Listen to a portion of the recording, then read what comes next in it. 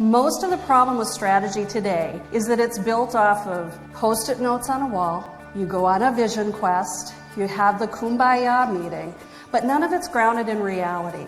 And one of the things that I like to look at is taking a bold approach. Not just leadership, but leadership effectiveness. Because we all hear about leadership dynamics, but at the end of the day, it has to be effective in moving your strategies forward. And ultimately, it's decision making. And a lot of decisions are made off of imperfect assumptions in an evolving market that's changing very rapidly. We were all born in the 20th century, but we're working and leading in the 21st. And 21st century leadership requires us to be much more nimble and much more responsive because everything is changing.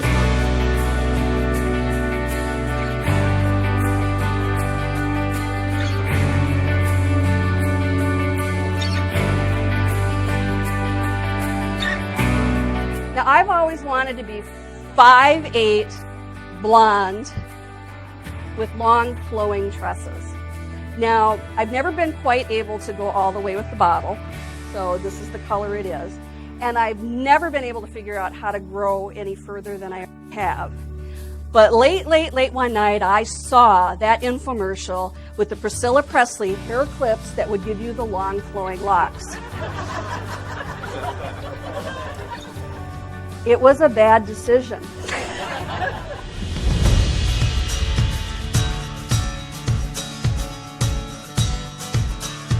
When you think about leadership, and every one of you in this room, every single one of you has got to be willing to take the lead.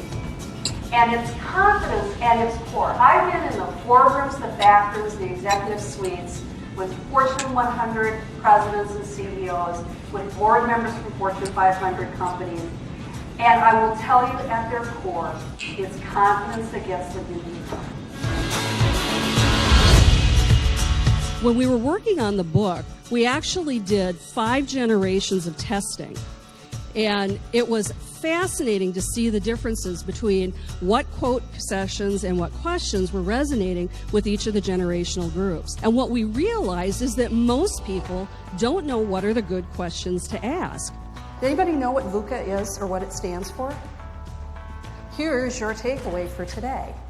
VUCA stands for volatile, uncertain, complex, and ambiguous.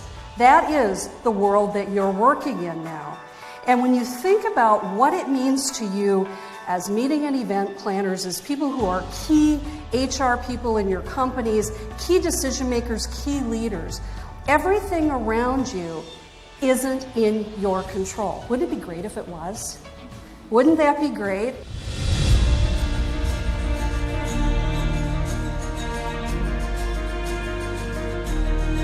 I won a pony when I was 3 years old.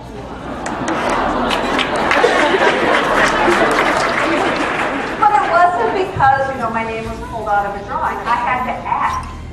I remember fighting with my brother in the car all the way up to the Easter egg hunt at Prospect Park in Hudson. Anybody from Hudson here? Where's Julie? There it is. My cousin.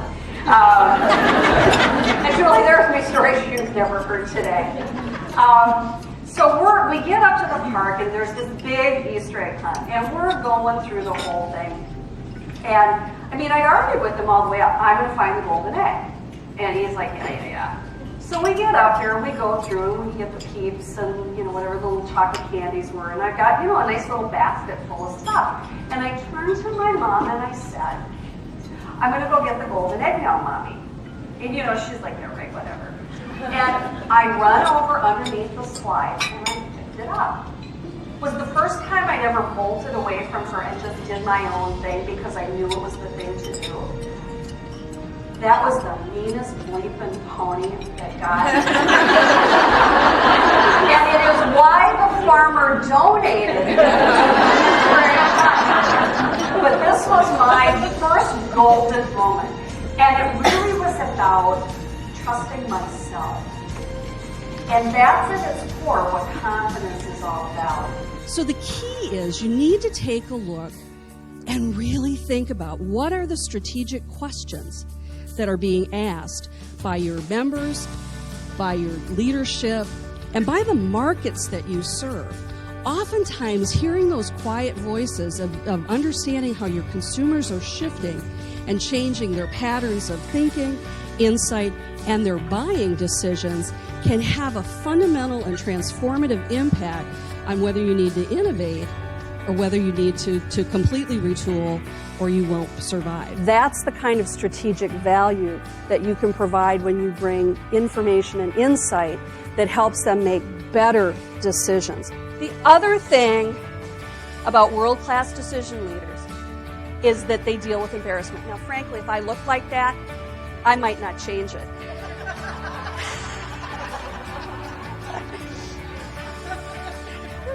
This is a room we can be honest, right? I told you I bought hair extensions. I can tell you about that.